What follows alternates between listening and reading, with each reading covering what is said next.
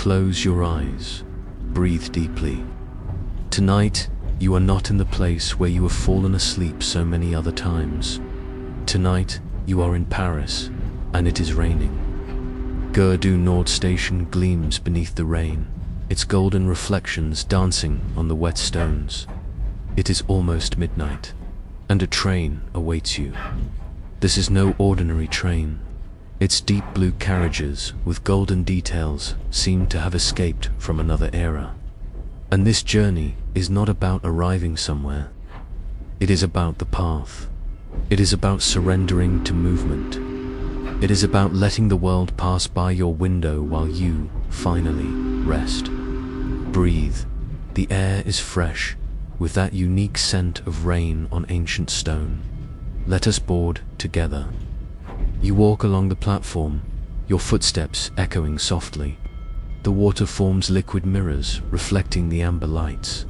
It is 11. The old station clock marks time with the quiet confidence of one who has witnessed 1,000 departures. The train rests beside you, imposing, elegant, patient. Other passengers move through the mist, calm silhouettes with the certainty of those who know where they are going. A porter passes, nods gently, his breath visible in the cold November air. In the distance, you hear the engine awakening. A low sound, reassuring, a promise. You find your carriage. The details reveal themselves. Polished brass fixtures, velvet curtains in the windows, numbers engraved in elegant script on the doors. A conductor waits, his uniform impeccable despite the dampness.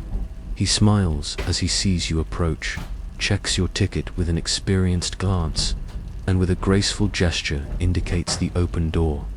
3 steps, you climb, and warmth envelops you immediately. Not just temperature, but a sensation of welcome, of safety, as if you had entered not merely a train, but a refuge outside of time. The corridor stretches before you, burgundy carpet that silences your footsteps, rich wooden walls that gleam with the patina of time.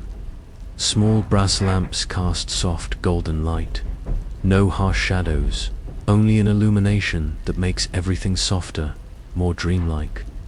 You pass closed compartments.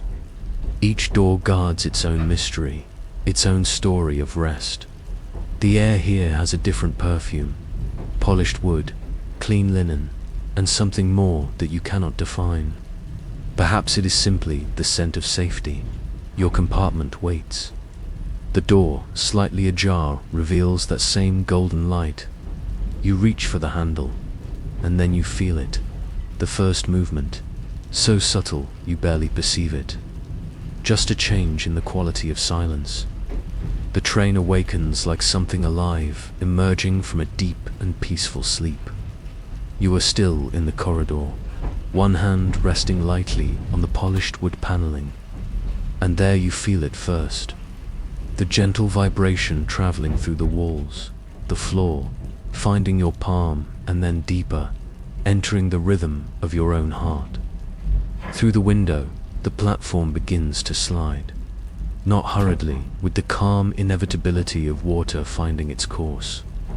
The golden lights of the station begin to stretch, to blur into long amber streaks against the dark glass. And then comes the sound. That distinctive metallic music of wheels meeting rails. A pulse that is mechanical and yet somehow organic. Like the ticking of a vast, gentle clock, measuring not minutes, but breaths. Click-clack, click-clack, click-clack. You enter your compartment and close the door softly. The world contracts to this small, perfect space that seems to exist outside the common flow of time. The rhythm of the wheels is clearer here, more present. A steady cadence that repeats, building a pattern your body recognizes even if your mind has never heard it before. Click-clack, click-clack.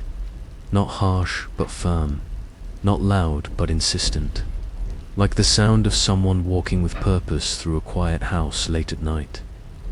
You find yourself breathing in time with it without meaning to. your chest rising and falling to match that ancient pattern, that conversation between metal and motion that has been lulling travelers to rest for more than a century. The rain outside adds its own voice now, tapping against the window in syncopation with the wheels, creating a layered symphony of water, steel, and forward momentum. Through the window, Paris unfolds and releases you in slow degrees. The station disappears completely, replaced first by the backs of buildings, their windows glowing with private lives being lived in warm rooms. Then by narrower streets, where street lamps cast pools of light at regular intervals, each one appearing and vanishing in the same steady rhythm as the tracks beneath. The train follows the curve of the city, moving through neighborhoods you have never seen and never will, behind apartment blocks, through industrial districts where warehouses stand silent and still. You watch a lone figure hurrying through the rain, coat pulled tight. For just a moment, your worlds intersect. The person glances up at the passing train, perhaps wondering where it is going, perhaps remembering their own journeys, and then they are gone, returned to their life as you continue into yours. The wheels keep their promise, never faltering, never rushing, maintaining that perfect measured pace that asks nothing of you except to listen, to breathe, to let go. The compartment around you seems to understand the journey you are on. The lamp overhead burns with a low golden light that does not try to compete with the darkness outside, but complements it, creating a space that feels neither day nor night, but something in between. A threshold moment where both are possible and neither is required. Your seat faces forward, upholstered in deep blue velvet that is soft beneath your fingers when you run your hand across it. There is a small table folded down from the wall, its surface bare except for a single brass fixture designed to hold a reading lamp you do not need. The walls are lined with the same rich wood you saw in the corridor, fitted together with such precision that the joints are nearly invisible. Above the opposite seat, a mirror in a gilt frame reflects the window, doubling the darkness outside, multiplying the scattered lights that continue to pass. Everything here has been designed with care, with the understanding that the journey matters as much as the destination. That rest comes not from stillness, but from this particular kind of motion. The train picks up speed so gradually you would not be able to say exactly when it happened, only that the rhythm beneath you has deepened slightly, become more insistent, and the lights outside now blur together into continuous streams rather than individual points. You settle into your seat, feeling the gentle sway of the carriage, that side-to-side rock that all trains possess, the movement that mothers instinctively use when soothing a child to sleep. Your body remembers this somehow, remembers being held and rocked, remembers that this particular combination of sound and motion and gentle constraint means safety, means rest, means permission to stop holding yourself quite so carefully. The wheels continue their song, steady as a heartbeat, steady as rain. And somewhere ahead in the darkness, the rails stretch on through the night, carrying you forward into whatever waits beyond the edges of the city, beyond the reach of street lamps and the concerns of the waking world. The seat beneath you is deeper than you first realized, upholstered in that rich blue velvet that seems to hold warmth the way certain stones hold the heat of the sun long after it has set. You sink into it slightly, feeling your weight distributed and supported, and there is a particular relief in this, in being held without effort, in allowing something else to carry you for a while. Across from you, the opposite seat waits empty, its cushions smooth and undisturbed. Above it, a small luggage rack holds your single bag, secured and forgotten. The walls curve gently at the ceiling, following the rounded shape of the carriage itself. And this subtle architecture creates a sense of enclosure that does not feel confining but protective, like being inside something living and benevolent. To your right, the window stretches nearly from floor to ceiling, a tall rectangle of glass that has begun to fog slightly at the edges from the difference in temperature between the warm compartment and the cold November night beyond. You reach out without thinking, tracing a finger along the condensation, drawing a slow line through the moisture, and the glass beneath is cool and smooth, grounding you in this moment, in this particular sensation of cold meeting warm. Through the cleared space you have made, the world outside rushes past in soft focus. Darkened fields now, the city finally left behind, and occasional clusters of lights marking villages or farmhouses where people sleep in beds that do not move, that stay fixed to the earth while you glide across it. Raindrops race each other down the outside of the glass, their paths illuminated by the train's own lights, each one finding its way downward with that single-minded determination that water possesses, that quality of always knowing where to go. On the small table, you notice now, someone has placed a folded blanket, soft wool in a deep burgundy that matches the carpet in the corridor. You lift it and shake it out gently. It unfolds with a whisper of fabric, releasing a faint scent of lavender and cedar, clean and comforting. The weight of it surprises you. It is heavier than you expected, substantial, the kind of blanket that announces its presence when you pull it across your lap and legs, that settles over you with an authority that says rest now, be still. The texture against your hands is slightly nubbed, real wool that has been woven and brushed and cared for. And as you arrange it around yourself, tucking the edges in just so, you feel something ease in your chest, some small tension you did not know you were holding. The blanket seems to carry its own warmth, or perhaps it simply holds yours, creating a microclimate of comfort that exists nowhere else in the world except here, now, in this moving room suspended between departure and arrival. The lamp overhead can be dimmed, you discover, by turning a small brass knob set into the wall panel beside your seat. You adjust it downward, watching the light soften further, becoming less like illumination and more like the glow of embers in a fireplace almost gone to sleep. The compartment responds to this change, the shadows deepening in the corners, the window becoming more visible as a rectangle of night in motion, and your own reflection appearing faintly in the glass, a dim ghost of yourself, watching yourself watch the world go by. There is something peaceful about this, about seeing yourself here in this in-between place, neither quite inside nor quite outside, both passenger and witness.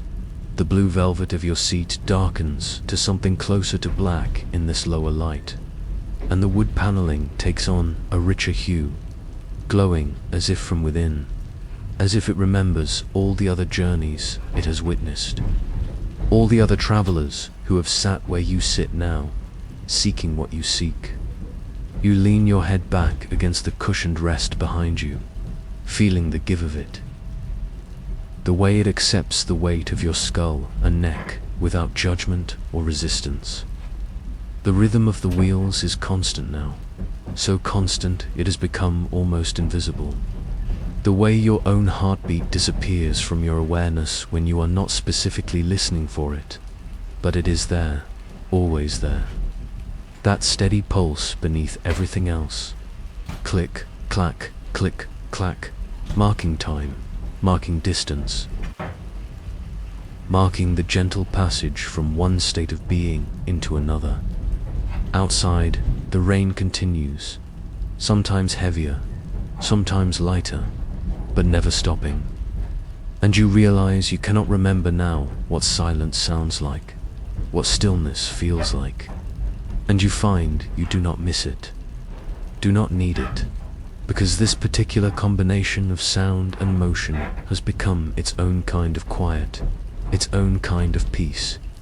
You become aware, gradually, that you are not alone on this train, that other lives are unfolding in other compartments.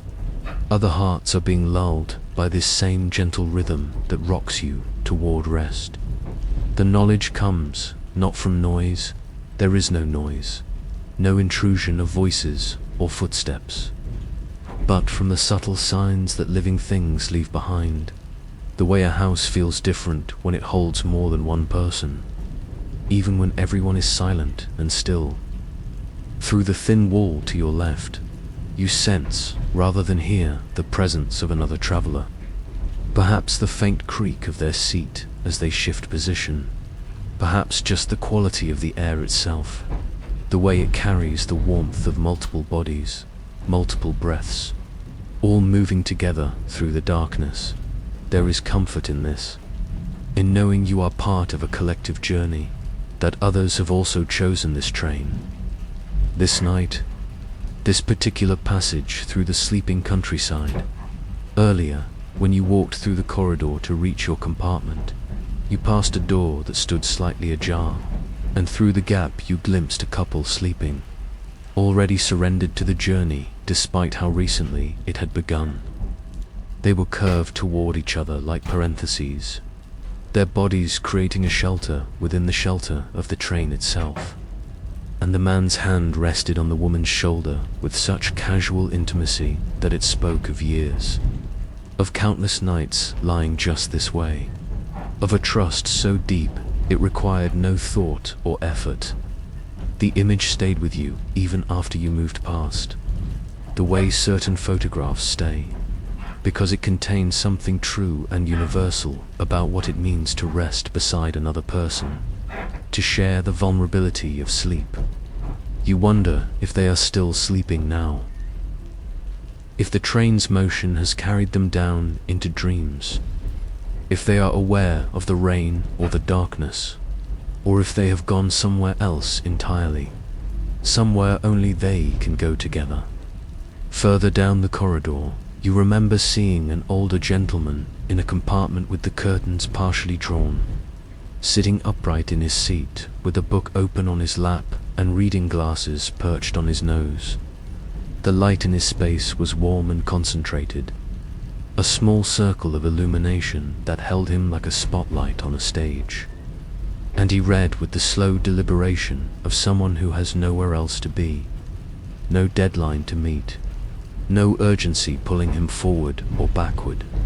His white hair caught the lamplight, and his expression was one of complete absorption, the kind of focus that is actually a form of meditation, a way of being present that requires the whole self. You did not disturb him, did not even pause in your passage, but you carried away the sense of him, the way he embodied a different kind of rest, not sleep, but deep quiet, not surrender, but contentment. He reminded you that there are many ways to travel through the night, many forms of peace available to those who seek them. And then there was the cat, curled in a tight spiral on the seat of yet another compartment. Its compartment door opened to the corridor as if in invitation, or simply in trust that nothing harmful would enter. The cat was orange and white, its fur creating patterns like cream swirled through tea, and it slept with that absolute commitment that only cats possess, that quality of being so entirely gone into rest that the body becomes almost liquid, poured into whatever shape the surface beneath it suggests. A tartan blanket had been arranged in a nest around it, and the cat's paws were tucked under its chest, its eyes sealed shut, its whiskers completely relaxed. You found yourself smiling at the sight, at this small creature who understood without question that the train was safe, that this motion was good, that there was nothing to fear or resist in this floating passage through the dark. The cat did not know where the train was going and did not need to know. content to simply be here, now, warm and carried and completely at peace. Each traveler carries their own quiet dreams, and you are one of them now. Part of this community of the night, this fellowship of those who chose to move through darkness rather than wait for light. There is something ancient about this, something that connects you to all the travelers who have ever existed, the pilgrims and merchants, the soldiers coming home, the lovers traveling toward reunion, the seekers moving towards something they cannot quite name. You are all here together, separated by walls and doors, but united by the same rails, the same wheels, the same steady rhythm that asks nothing except that you trust it, that you let it carry you wherever you need to go. Outside, the rain falls on all of you equally, blessing the journey, washing the world clean, and inside, you each find your own way toward rest, your own path into the deep quiet that waits at the center of motion. At the heart of sound, the train begins to climb. You feel the change not as a jarring shift, but as a gradual deepening of effort. The way a runner's breath changes when the path starts to rise, subtle at first, and then unmistakable. The rhythm of the wheels remains constant, but there is a new quality to it now, a sense of purpose and determination, as if the train itself understands the challenge ahead and meets it with quiet confidence. Outside the window, the flat darkness of the countryside gives way to shapes that rise and loom. Black silhouettes against a sky that has cleared slightly, revealing patches of stars between the clouds. Mountains, you realize, though you cannot see their peaks yet, only their massive presence pressing close to the tracks, ancient and patient and utterly indifferent to this small string of lights passing through their domain. The air changes too, becomes thinner somehow, sharper, carrying the scent of pine and stone even through the sealed window, as if the mountains themselves are breathing into the night.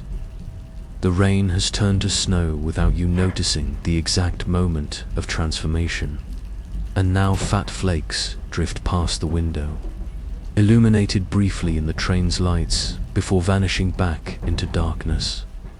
They do not fall straight down but swirl and dance, caught in the wind currents created by the train's passage, performing a ballet that no one choreographed and no one will remember. Some stick to the window glass, building up in the corners where the condensation has frozen into delicate crystals, creating frames of white around the dark world beyond. You watch one particular snowflake make its way down the glass, following not gravity alone, but some more complex path dictated by temperature and moisture and the microscopic imperfections in the surface.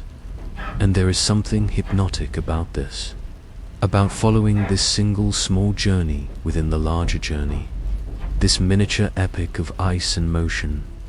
The snow outside is beginning to accumulate on the landscape, covering whatever is out there with a blanket of white that makes everything soft and undefined, erasing the boundaries between earth and sky. The train enters a tunnel, and the world becomes nothing but sound and your own reflection staring back at you from the black window. For a moment you are suspended in this capsule of light moving through solid stone, through the body of the mountain itself. The sound changes here, becomes rounder, more enclosed, echoing off the tunnel walls in a way that makes the rhythm of the wheels seem louder and yet somehow more distant, as if you are hearing it through water, or through the memory of sound rather than sound itself. Your reflection in the glass is clear now, without the distraction of the world outside. You see yourself there, wrapped in the burgundy blanket, lit by the golden lamp, and you look like someone from another era, a traveler from a time when journeys were measured in days rather than hours, when crossing mountains was an undertaking that required courage and faith. And then, As suddenly as it began, the tunnel releases you back into the night, and the world returns. Snow and darkness and the pale glow of moonlight finding its way through the breaking clouds. The moon appears now, 3/4 full and bright enough to cast shadows, and its light on the fresh snow creates a landscape of silver and blue. A world drained of color, but somehow more beautiful for it, more true. You see the tracks stretching ahead. 2 parallel lines of darker shadow cutting through the white, and you see how they curve with the contours of the mountain, following the path of least resistance, the route that generations of engineers and workers carved from this unwilling stone. To your left, the mountain rises steeply, its slope dotted with pine trees that stand like dark sentinels, their branches heavy with snow, and to your right, the land falls away into a valley you cannot see the bottom of. Only the suggestion of depth, of space opening up beneath the layer of clouds that fills it like water in a bowl. The train follows the edge of this precipice with absolute confidence, and you trust it completely. Trust the rails and the wheels and the countless journeys that have proven this path safe, this passage possible. As the train climbs higher still, the snow outside glows with an inner light, as if the moon has taught it how to shine, as if each crystal has become a tiny mirror reflecting back the pale illumination from above. The glow is soft, nothing like the harsh brightness of day, but rather a gentle radiance that seems to emanate from the landscape itself, from the sleeping earth beneath its winter covering. You think of your own thoughts, how they too can catch the light sometimes, how in the quiet moments they can shine with their own clarity, their own calm beauty. And you realize that this is what the journey has been offering you all along, not escape from yourself, but a way to see yourself differently, reflected in snow and glass and the steady rhythm of forward motion. The mountains hold you in their ancient embrace, these giants of stone and ice that were here long before trains or travelers, and they will be here long after. And somehow this thought is not frightening but comforting, a reminder that your worries are small, your burdens temporary, your rest well-earned and waiting just ahead. There is something about traveling through the night that opens doors in the mind, doors that stay closed during the bright, busy hours of the day. And as the train continues its steady climb through the mountains, you find yourself slipping into a different kind of awareness, a quieter mode of being. The snow continues to fall. The wheels maintain their tireless rhythm, and somewhere in the space between these external constants, your thoughts begin to drift and settle like sediment in still water, revealing a clarity you did not know was possible. You are not thinking about tomorrow or yesterday, not planning or regretting, but simply existing in this moment, in this moving sanctuary of warmth and light. And it occurs to you that this might be what people mean when they talk about presence, about being fully here, fully now. The train does not ask you to be anywhere else, does not demand anything except that you allow yourself to be carried. And in this allowance, in this surrender to motion, something shifts and opens. You have been on many journeys in your life, you realize, though most of them did not involve trains or tickets or physical distance measured in miles. Every day is a kind of journey. Every year, every decision that moves you from one version of yourself toward another. Some of those journeys were chosen consciously, with maps and plans and clear destinations in mind, while others simply happened. The way a river finds its course through landscape, following gravity and the path of least resistance, and all of them, even the difficult ones, even the journeys that took you through darkness or uncertainty or loss, brought you here, to this seat, to this night, to this particular configuration of snow and steel and forward momentum. There is no judgment in this observation, no pride or regret, only a simple acknowledgement of how lives are built, how selves are constructed through the accumulation of movements, both large and small, both deliberate and accidental. The mountains outside seem to understand something you are only beginning to grasp, something about patience and endurance, about being shaped by forces beyond your control and yet remaining essentially yourself.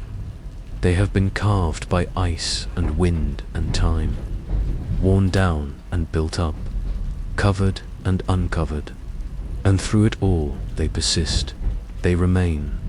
They continue to rise against the sky with that same stolid grace they have always possessed. You are not a mountain, of course. You are human and temporary and soft.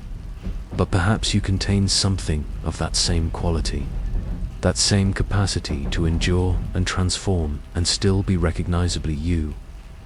The thought is neither comforting nor distressing, simply true. And in its truth there is a kind of peace, an acceptance of what it means to be a living thing moving through time, subject to change and yet continuous, like water that remains water whether it is falling as rain or rising as mist, or resting in the depths of a still lake. Every journey, even in sleep, brings you closer to who you are, not by adding things, but by stripping them away, by revealing what was always there beneath the layers of distraction and noise and constant doing. The train has been teaching you this without speaking, through the simple act of carrying you forward while asking nothing in return.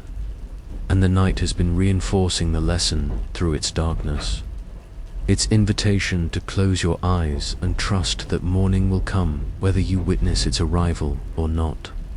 You think about all the people you have been throughout your life, all the versions of yourself that seemed so solid and permanent at the time, the child, the student, the person you were 5 years ago, last year, yesterday morning, and you see how they are all still here somehow, nested inside each other like those wooden dolls that open to reveal smaller versions within.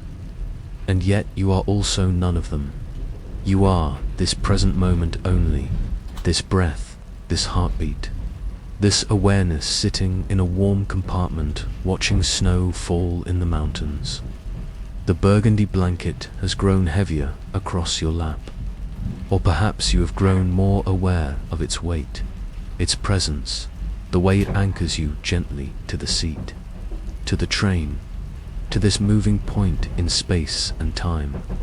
You adjust it slightly, pulling it higher over your chest, and the gesture feels ritual somehow, feels like something you have done 1,000 times before in 1,000 different contexts, preparing for sleep, preparing for rest, preparing to let go of the day and all its demands. Outside, a cluster of lights appears far below in the valley, a village or small town marking human presence in this vast landscape of stone and snow. And you wonder briefly about the people there, whether they are sleeping or waking, whether they ever hear the train passing in the night and wonder about the travelers it carries. And then the lights are gone, left behind, and there is only the darkness again. The snow, the steady rhythm carrying you forward into whatever waits ahead, into the next moment and the next, each one arriving and departing with that same gentle inevitability, that same promise of continuation. The train begins its descent on the far side of the mountains, and the transition is so gradual you barely notice it at first. Just a subtle shift in the quality of motion, a slight change in the pitch of the wheels' song as they carry you downward through the thinning snow. The world outside has transformed while you were not watching. The harsh peaks giving way to gentler slopes, the snow becoming less dense, revealing patches of dark earth and the skeletal branches of deciduous trees that grow at these lower elevations.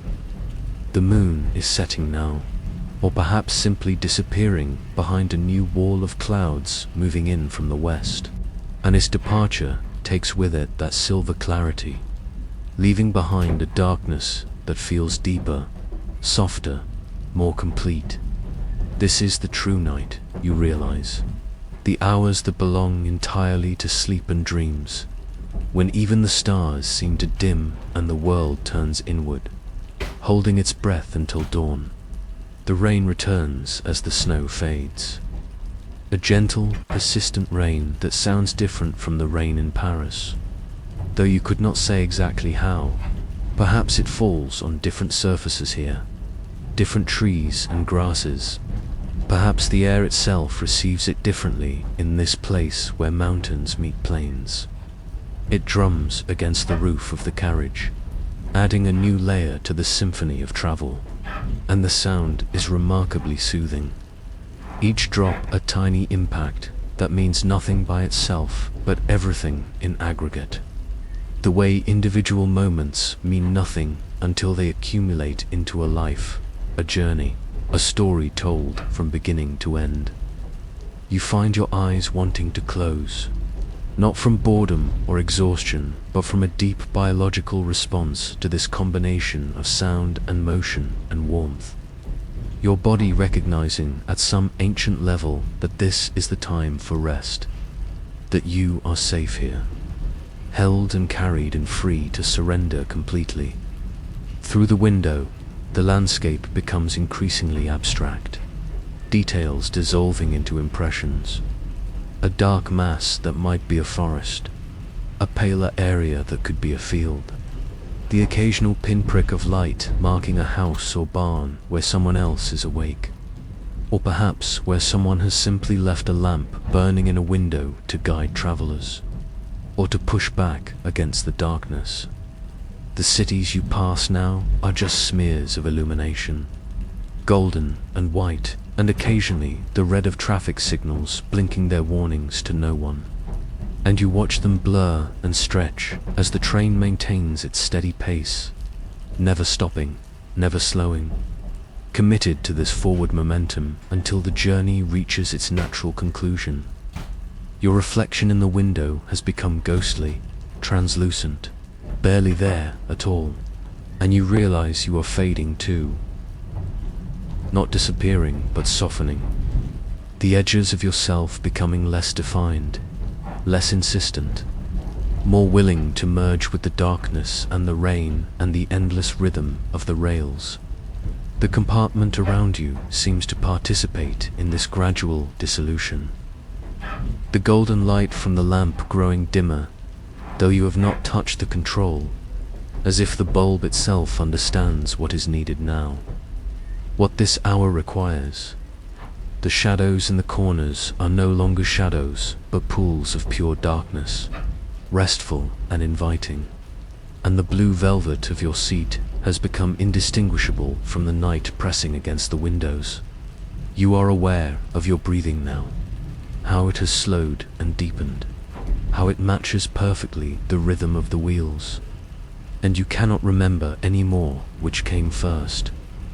Whether you adjusted your breath to the train, or the train somehow adjusted itself to you. It does not matter, of course. The question itself is already dissolving, already letting go, already becoming part of the background hum of existence that requires no answers, no understanding, only acceptance and release. The world outside fades into a soft blur, cities dissolving into stars and stars dissolving into the general darkness. And you drift with them, your awareness floating like a leaf on the surface of a slow-moving stream, neither fighting the current nor particularly concerned with where it is taking you. The burgundy blanket has become part of your body, or perhaps you would become part of it. Warmth and weight indistinguishable now, and somewhere far away you hear the rain continuing its patient work, falling and falling, touching everything, washing everything clean. The train rolls on through the sleeping countryside, past villages and through valleys, over bridges that span rivers you cannot see, and you are inside this motion, part of this passage, a traveler among travelers.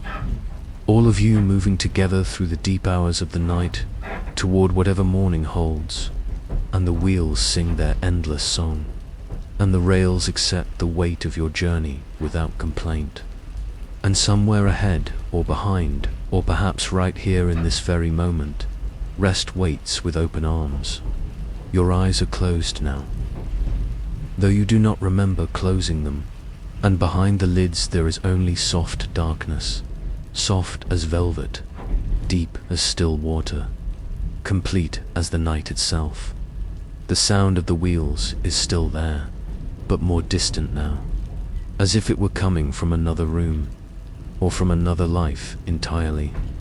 A rhythm that continues independent of your awareness of it. A pulse that will beat long after you have gone to the place where dreams live.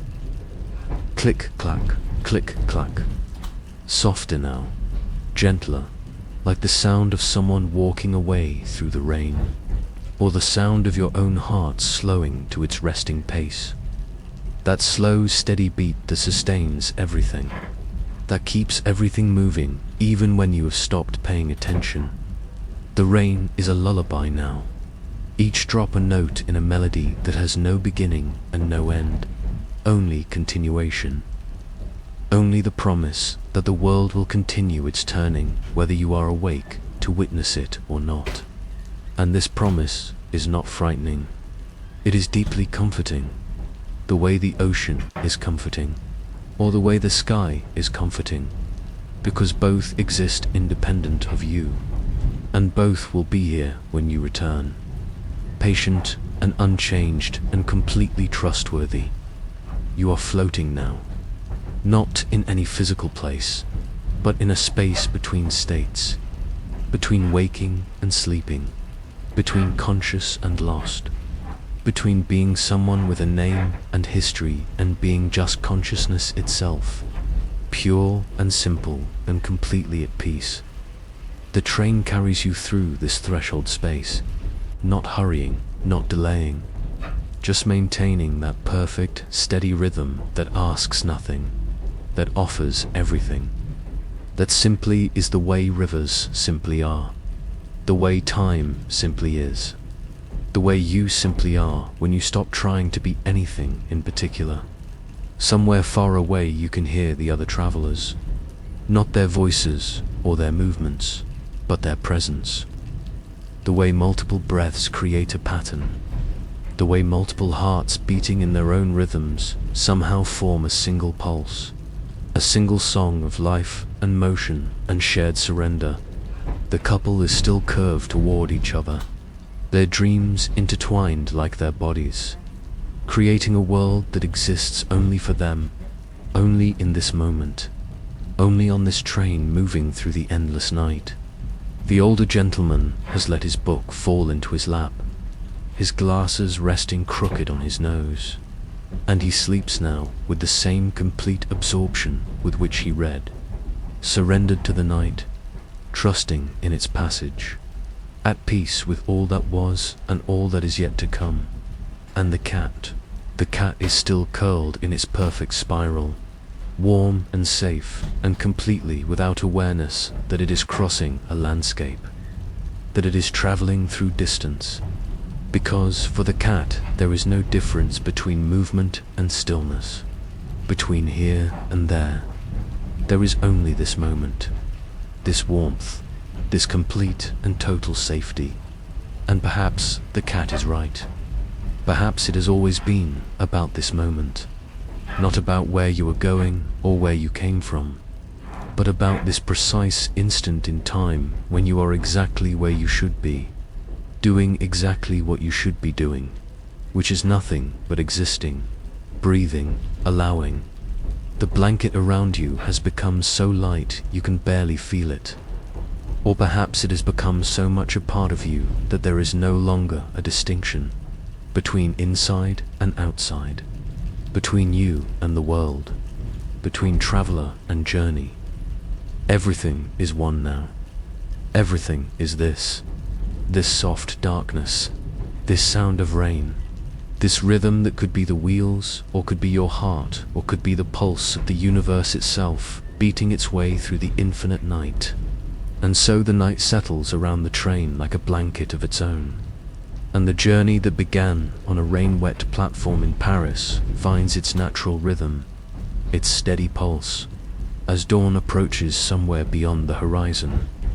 The rails continue their endless conversation with the wheels, that ancient dialogue of metal and motion that has lulled countless travelers into rest.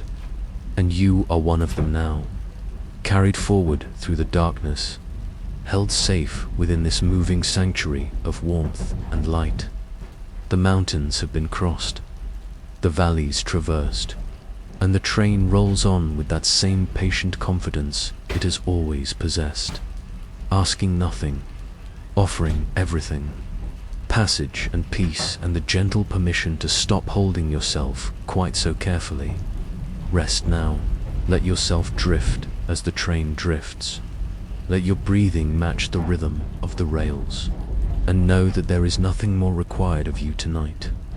The burgundy blanket holds you, the golden lamplight dims to almost nothing, and outside the window the rain continues its quiet work, touching everything, washing everything clean. Morning will come, as it always does, bringing with it whatever the new day holds. But for now, there is only this, the steady motion forward, the soft sounds of travel, and the deep restful darkness that waits to receive you. Let the wheels carry you down into sleep. Let the story dissolve like mist, and know that you are exactly where you need to be.